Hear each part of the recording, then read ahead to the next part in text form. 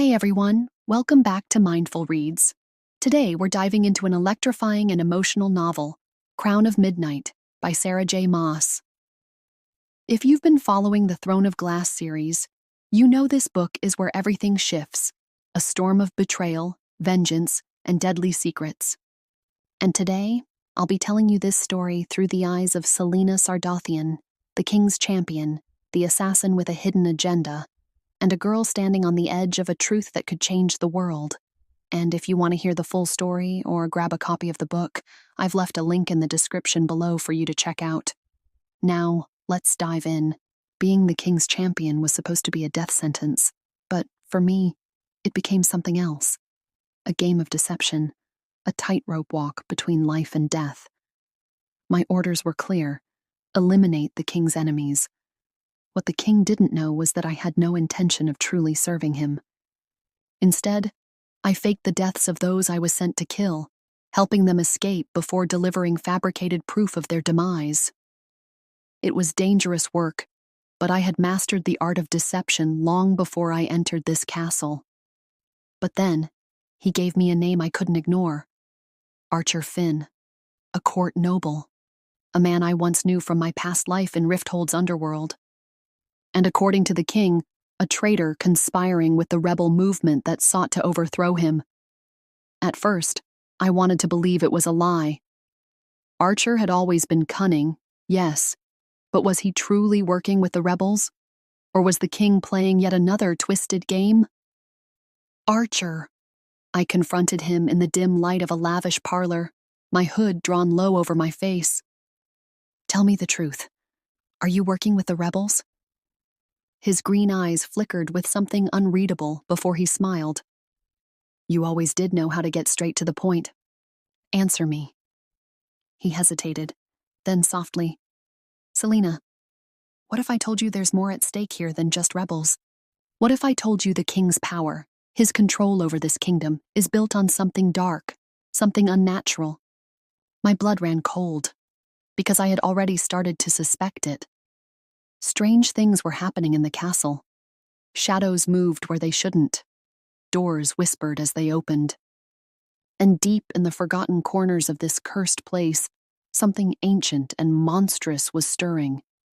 I had seen glimpses of it, felt the wrongness in my bones, but Archer's words confirmed what I had feared all along. Still, I couldn't let my emotions get the better of me.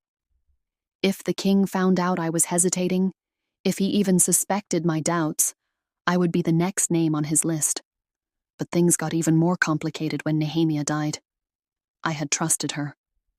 She had been my closest friend in this wretched castle, a princess from a conquered land, a woman who carried the weight of her people's suffering. And now, she was dead. Murdered. Something inside me snapped. I wanted blood. I wanted vengeance. And most of all, I wanted to know the truth. I stormed into Chael's chambers, my blood boiling, my hands already gripping the daggers at my sides. You knew! I hissed, my voice trembling with barely contained rage. You knew she was in danger, and you didn't tell me. Chael's face was ashen, his eyes filled with regret.